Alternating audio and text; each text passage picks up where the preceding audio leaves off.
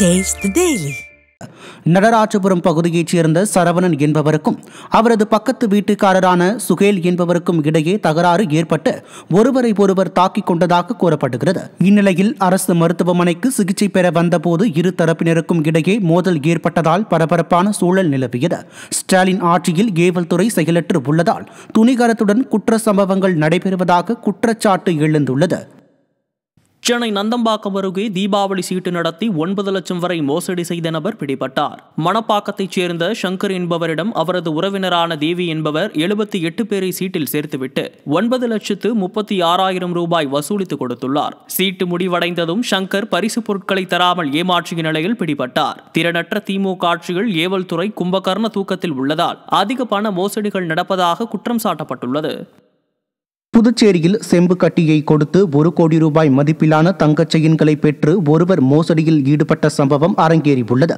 பாரதி வீதியில் தங்க நகை செய்யும் தீபக் தாஸிடம் நகை வியாபாரி சந்தீப் ஜனா என கூறி ஒருவர் அறிமுகமாக்கியுள்ளார்.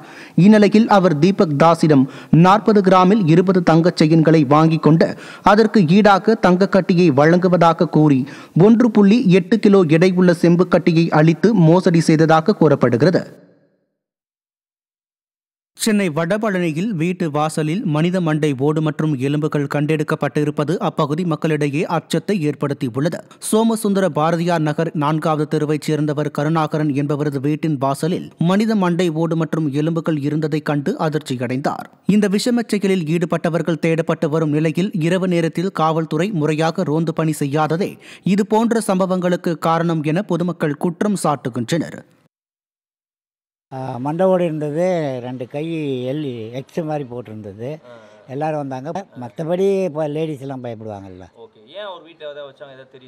அது அவங்க எல்லாம் வயசானவங்க மேலே இருக்காங்க. அவர் கவர்மெண்ட்டில் வேலை செய்கிறாரு. இது வாடகை வீடு காலி பண்ணிட்டாங்க.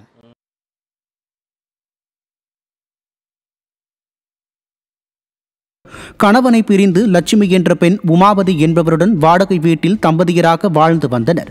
இந்நிலையில் லட்சுமி இறந்துவிட்டதாக காலையில் உமாபதி போதையில் கதறி அழுததைக் கண்டு புகார் அளிக்கப்பட்டது. இரவு வேளையில் லட்சுமி உமாபதி மது அருந்திய போது தகராறு ஏற்பட்டதாக கூறப்படுகிறது.